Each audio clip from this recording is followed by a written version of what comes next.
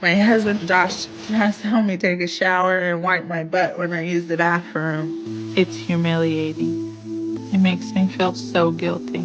But my biggest fear is if she loses this weight, and she's not gonna need me no more.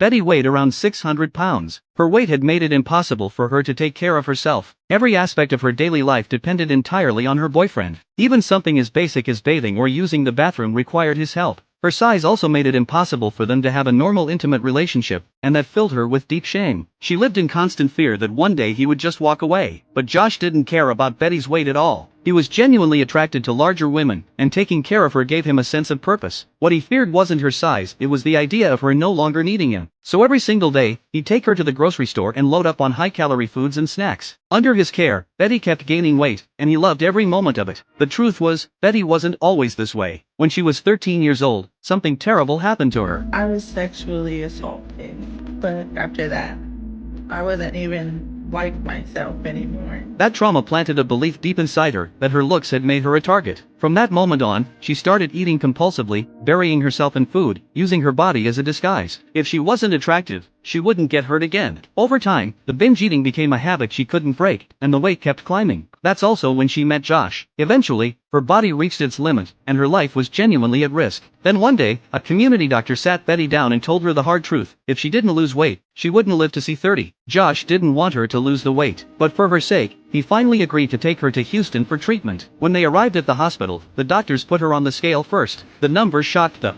Betty stood at only 5 feet tall. Without serious intervention, her situation was critical. She needed gastric bypass surgery, but there was a condition. She had to lose 30 pounds on her own first. The doctors put together a healthy meal plan for her. Back home, Betty followed it to the letter. With Josh by her side, she worked out every single day. A month later, she came back for her follow-up. She had lost 55 pounds, nearly double what was required. The doctors scheduled her bypass surgery. It went smoothly, but when Betty woke up, Josh was gone. No note, no explanation. Just an empty room and a team of nurses stepping in to care for her in his place. When she finally recovered and returned home, Josh was a completely different person. He stopped taking care of her. He didn't even try to hide it. He asked to break up. Just like that, it was over. Betty tried to win him back. But would Josh give her another chance?